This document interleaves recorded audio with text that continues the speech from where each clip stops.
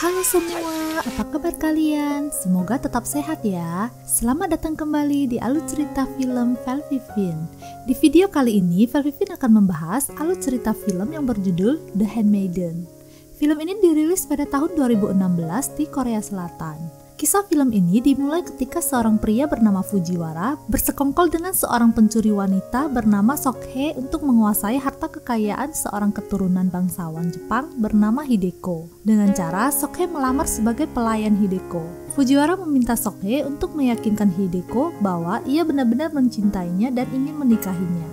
Bagaimana kisah selanjutnya? Tanpa berlama-lama lagi, langsung saja kita bahas ya.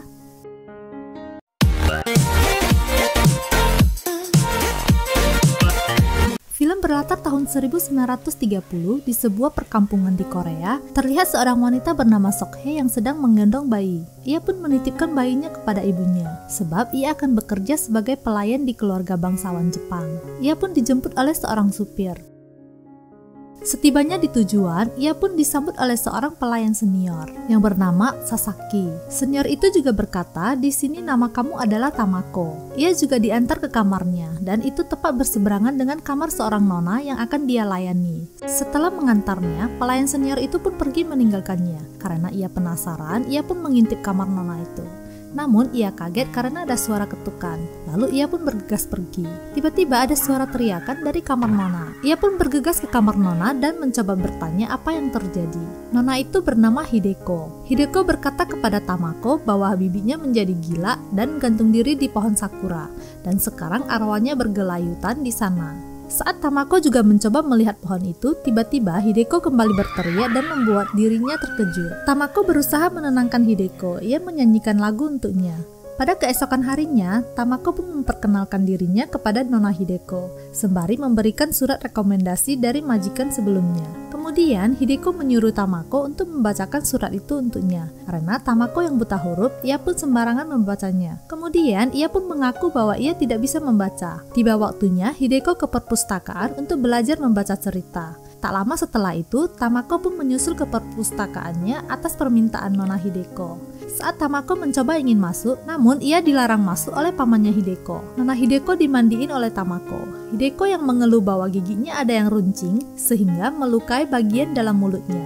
Lalu Tamako pun menggosok-gosokkan giginya dengan sesuatu. Tanpa sengaja, ia memandang ke arah dua dada milik Hideko. Singkat cerita, seorang pangeran bernama Fujiwara datang mengunjungi Hideko. Ia juga bertemu dengan Tamako. Ternyata Fujiwara lah yang merekomendasikan Tamako untuk bekerja di sana. Fujiwara juga memberikan sebuah koin sebagai tips untuk Tamako. Di lain waktu yang berbeda, seorang pelayan datang ke kamar Hideko dan berkata kalau Pangeran Fujiwara ingin meminjam Tamako sebentar. Dengan izin Hideko, Tamako pun pergi menemui Fujiwara. Ketika Tamako masuk ke ruangan Fujiwara, terlihat bahwa mereka berdua sebenarnya sangat akrab. Tamako pun mengembalikan koin yang diberikan oleh Fujiwara karena koin itu adalah palsu. Dan Tamako sendiri dibesarkan oleh Boksun, si penipu barang anti ulung. Sehingga ia bisa membedakan koin asli dan palsu saat berusia 5 tahun. Pekerjaan dia sebelumnya adalah mencopet. Mereka mengadopsi bayi-bayi yang dibuang ketika lahir, kemudian menjualnya ke Jepang. Dan Fujiwara bukanlah anak bangsawan, melainkan seorang penipu. Ia mengajak Tamako bersekongkol untuk membantunya menikahi Hideko dan mengambil harta warisannya. Setelah itu membuatnya stres dan mengirimnya ke rumah sakit jiwa. Maka dari itulah ia mengirim Tamako sebagai pelayan Hideko, agar ia bisa merayu dan meyakinkan Hideko bahwa Fujiwara mencintainya dan ingin menikahinya.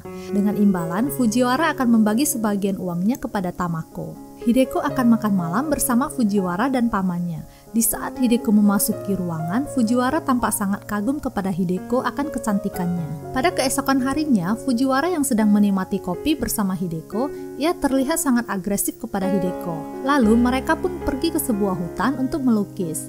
Fujiwara yang sengaja menyuruh Tamako untuk kembali mengambil cat minyak, membuat Tamako sangat kesal dan dikarenakan perjalanannya yang jauh. Setelah mengambilnya, ia pun berlari ke hutan sambil memanggil nama Hideko. Di sana, ia melihat Hideko yang sedang mencumbu dengan Fujiwara. Tamako terlihat marah tanpa alasan yang jelas. Pada malam harinya, Hideko meminta Tamako untuk menemaninya tidur, karena ia yang tidak bisa tidur. Ia juga bercerita bahwa Fujiwara telah melamar dirinya. Fujiwara mengajaknya untuk kabur ke Jepang saat pamannya mengunjungi tambangnya. Tamako juga meyakinkan Hideko agar menerima lamaran Fujiwara. Namun, Hideko berkata bahwa ia tidak memiliki perasaan terhadap Fujiwara. Ia juga bertanya, apa yang diinginkan laki-laki saat malam pertama? Haruskah mereka berciuman, berpelukan? Lalu, Tamako pun menjawab, biarkan diri Anda melakukan tanpa berpikir. Itu biasanya akan bekerja dengan sendirinya. Tamako mengambil sebuah permen dan mengulumnya. Lalu, ia mencumbu Hideko dan mengajarinya cara bercumbu. Hal itu membuat Hideko ketagihan dan ia kembali membalas cumbuannya. Lalu Hideko pun memegang dada Tamako. Tamako pun menikmatinya dan merasakan sentuhannya. Hideko juga meminta Tamako untuk melakukannya kepada dirinya karena ia juga ingin merasakannya. Mereka juga semakin bergejolak dan sangat menikmatinya.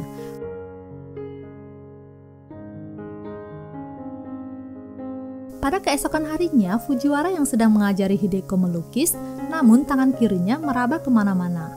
Tamako yang melihatnya menjadi marah.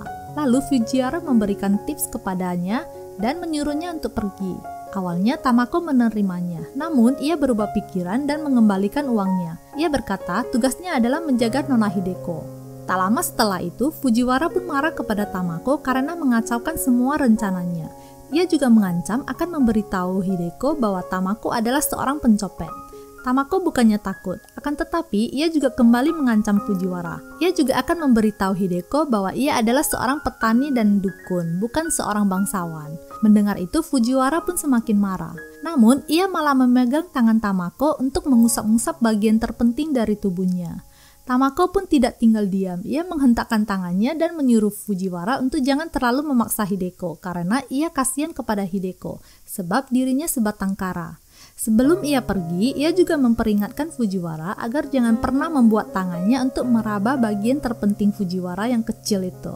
Wah, kacau nih. Pada malam harinya, Tamako sedang memijit kaki Hideko. Ia juga berkata kepada Hideko bahwa Hideko adalah wanita yang beruntung karena memiliki seorang pria yang bisa melindunginya. Namun Hideko menjawab bahwa dia tidak yakin apakah benar-benar mencintai Fujiwara.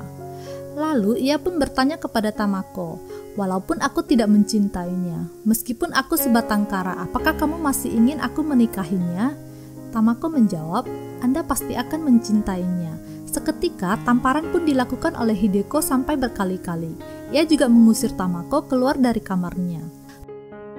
Pada akhirnya, Hideko menerima lamaran Fujiwara dengan syarat Tamako harus ikut bersamanya ke Jepang. Saat pamannya pergi mengunjungi tambangnya, Fujiwara berpura-pura pulang ke Jepang dan bersembunyi. Pada waktu tengah malam, mereka pun kabur dari rumah itu untuk bertemu Fujiwara. Tibalah mereka di Jepang. Fujiwara dan Hideko pun melakukan upacara pernikahan. Tamako yang sedang menyisir rambut Hideko, tiba-tiba Hideko memaksa ingin mencium Tamako, dan Tamako berusaha mengelak karena takut ketahuan Fujiwara. Ternyata Hideko lebih suka jeruk ya. Di malam pertama terdengar suara rintihan dan teriakan Hideko yang letak kamarnya di sebelah kamar Tamako. Pada keesokan paginya, Tamako melihat ada sebercak darah di kasur Hideko. Mungkin Tamako berpikir mereka benar-benar menikmatinya. Beberapa hari kemudian, Hideko yang tampak tidak waras membuat Tamako sangat mencemaskannya. Pada akhirnya, Fujiwara dan Tamako membawa Hideko ke rumah sakit jiwa.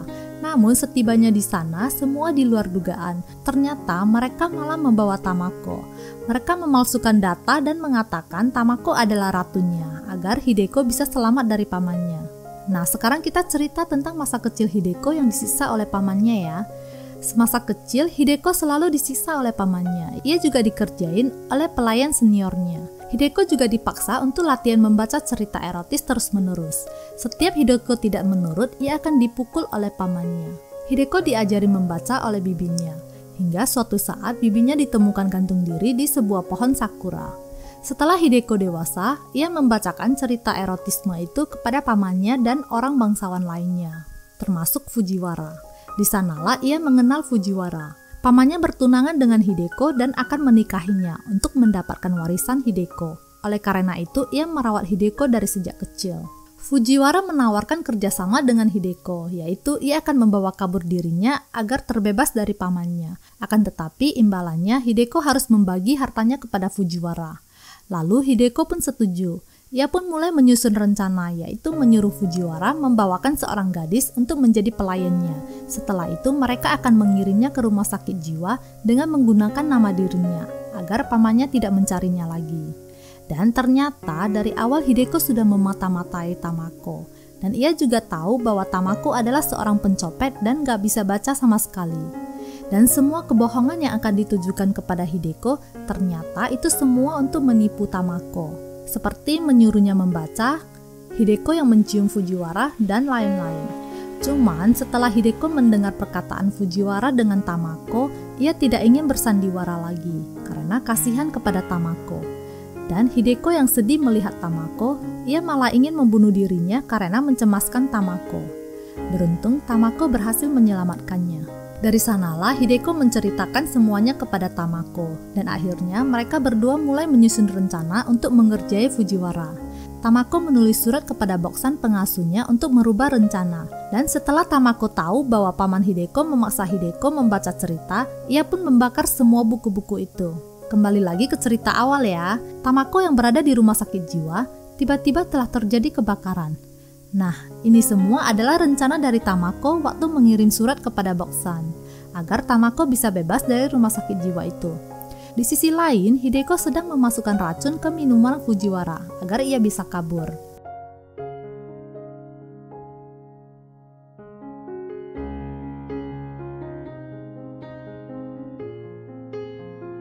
Pada akhirnya, Hideko berhasil kabur dan bertemu kembali dengan Tamako. Sedangkan Fujiwara telah ditangkap oleh pamannya Hideko dan dipotong jarinya. Sedangkan Hideko dan Tamako menyamar dan berhasil kabur ke negara lain. Pada akhirnya, paman Hideko dan Fujiwara menghembuskan nafas terakhir mereka karena menghirup asap rokok yang mengandung merkuri. Akhir cerita, Hideko dan Tamako pun memulai hidup barunya sebagai pasangan. Dan film pun berakhir. Menurut kalian bagaimana ceritanya? Semoga saja kalian suka ya. Nantikan film kita selanjutnya dan terima kasih.